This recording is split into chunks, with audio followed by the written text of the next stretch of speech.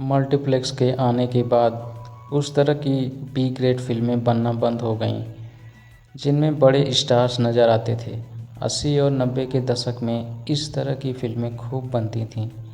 इंसानियत के दुश्मन, मर्द, गंगा जमुना सरस्वती, बदले की आग जैसी बी ग्रेड फिल्मों का न केवल बजट बढ़ा हुआ करता था, बल्कि इसमें अमिताभ बच्चन और धर्मेंद्र जैसे सितारे भी नज़र आते थे।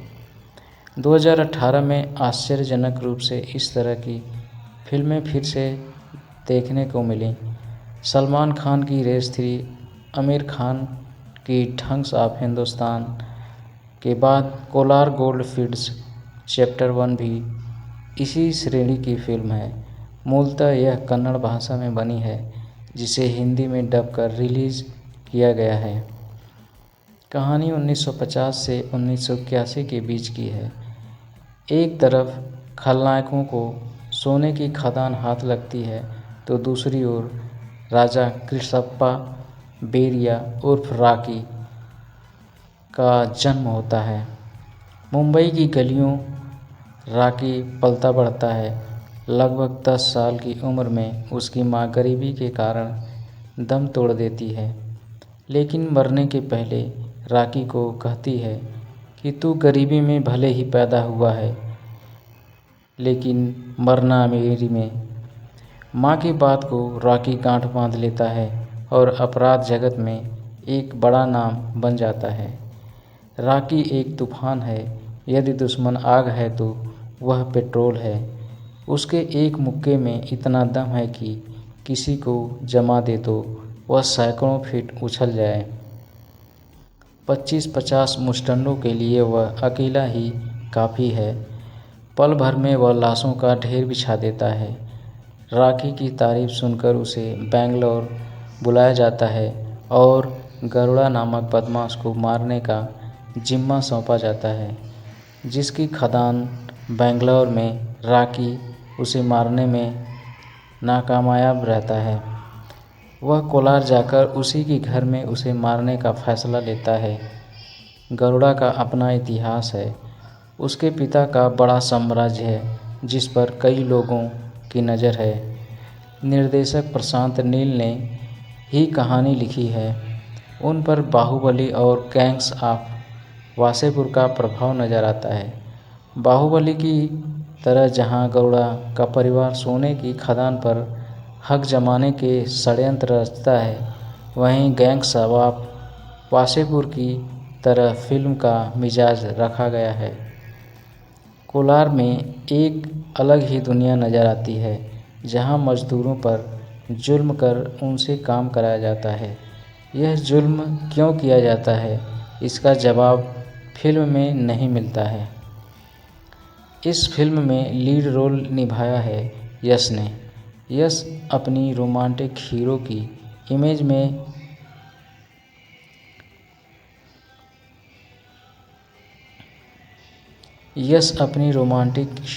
इमेज से बाहर निकलते हुए एक हैवी ड्यूटी एक्शन हीरो के अवतार में नजर आते हैं। फिल्म का पहला 1 घंटा रॉकी की छवि को बनाने में खर्च किया गया है। हर जगह वह मार काट मचाता रहता है, सिगरेट का धुआं उड़ाता है और शराब गटकता रहता है। स्लो मोशन में उसके कई स्टाइलिश शॉट नज़र आते हैं। वह स्क्रीन पर नहीं भी हो तो लोग उसकी तारीफ के कसीदे गढ़ते रहते हैं। निर्देशक प्रशांत नील ने कहानी को सीधे तरीके से कहने के बजाय खूब घुमा फिरा कर अपनी बात कही है। रॉकी की कहानी एक लेखक टीवी पत्रकार को सुना रहा है। फिल्म कई बार फ्लैशबैक में जाती है। कहानी सुनाई जाती है। चूँकि यह फिल्म का पहला भाग है, इसलिए कई बार दूसरे भाग की झलक दिखाई गई है। यह सब कुछ कन्फ्यूज़न को बढ़ाता है और शायद प्रशांत ने यह जानबूझकर किया है, क्योंकि पूरी फिल्म उन्होंने इसी तरह से बनाई है। प्रशांत का दूसरा फोकस एक्शन पर रहा है। फिल्म में हिंसा की भरमार है। हर दूसरे मिनट मारकाट मचती रहती है। गाजर मूली की तरह लोगों को काटा गया है। हथौड़ा, चैन, चाकू, राड, तलवार, फावड़ा से खून बहाने से मन नहीं भरा तो बंदूक और मशीन गन का इस्तेमाल भी किया गया है। एक्शन का एक ओवरडोज बहुत कहानी, स्क्रिप्ट, एक्टिंग पर भी भारी पड़ गया है। फिल्म की कलर स्कीम बेहद डार्क है। ब्राउन और ब्लैक का बहुत ज़्यादा इस्तेमाल किया गया है। ज़्यादातर शॉट्स बहुत कम लाइट में शूट किए गए हैं। स्क्रीन पर ज़्यादातर समय अंधेरा छाया रहता है। बहुत ज़्यादा कट्स लगाए गए हैं। 3-4 सेकंड से ज़्यादा एक शॉट टिकता नहीं है। कलाकारों को गेटअप भी इस तरह के हैं कि वे गंदे नज़र आते हैं। बेतरतीब लंबे बाल और दाढ़ी, काले कपड़े, रात में भी आंखों पर काला चश्मा चढ़ाए हुए। ऐसा लगता है कि वे महीनों से नहाए नहीं हैं और न ही उन्होंने ब्रश किया है। पूरी फिल्म को रफ टफ और एक अलग ही लुक प्रशांत ने दिया है।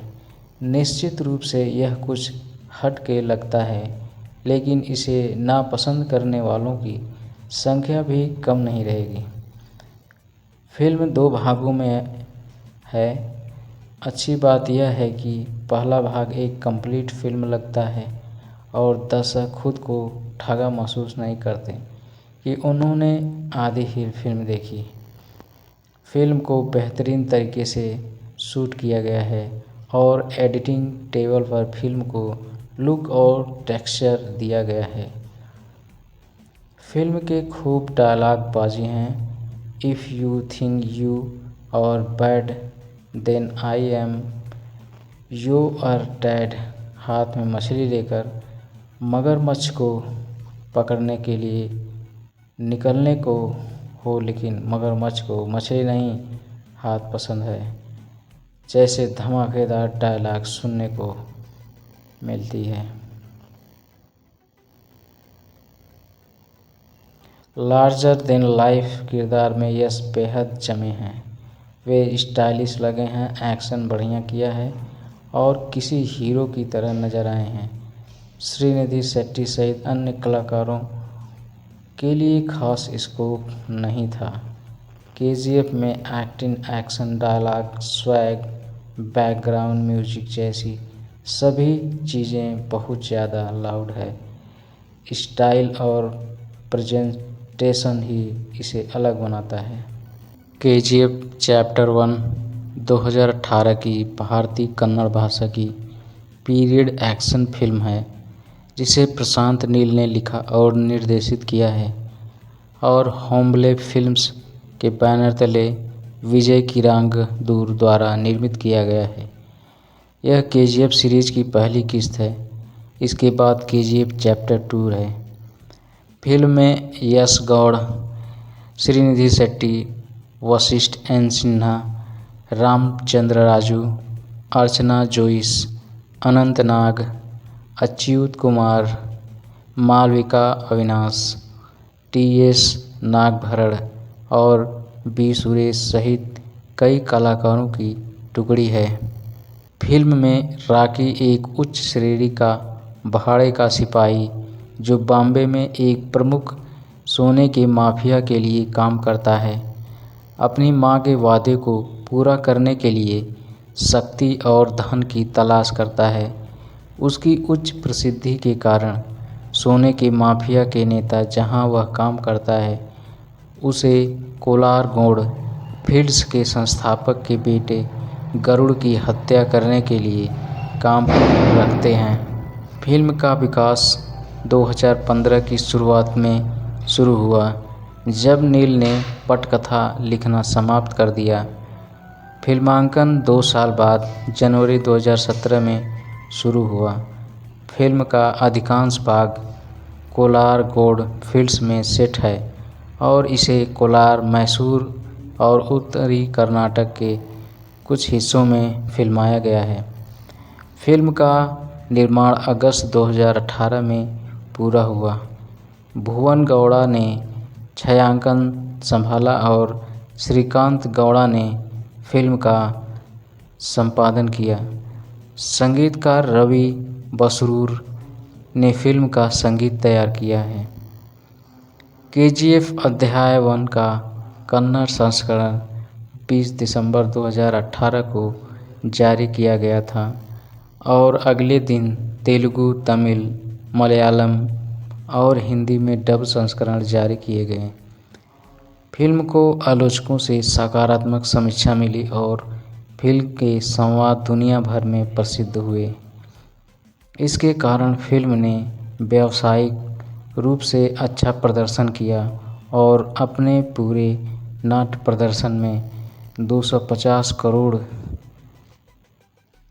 एकत्र किए, जो कि सबसे अधिक कमाई करने वाली कन्नड़ फिल्म बन गई, जब तक कि इसे इसके सीक्वल ने पीछे नहीं छोड़ दिया। यह एक पट हिट बन गया। 66वें राष्ट्रीय फिल्म पुरस्कारों में फिल्म ने स्टंट, कोरियोग्राफी और सर्वश्रेष्ठ विशेष प्रभाव के लिए 2 पुरस्कार जीते।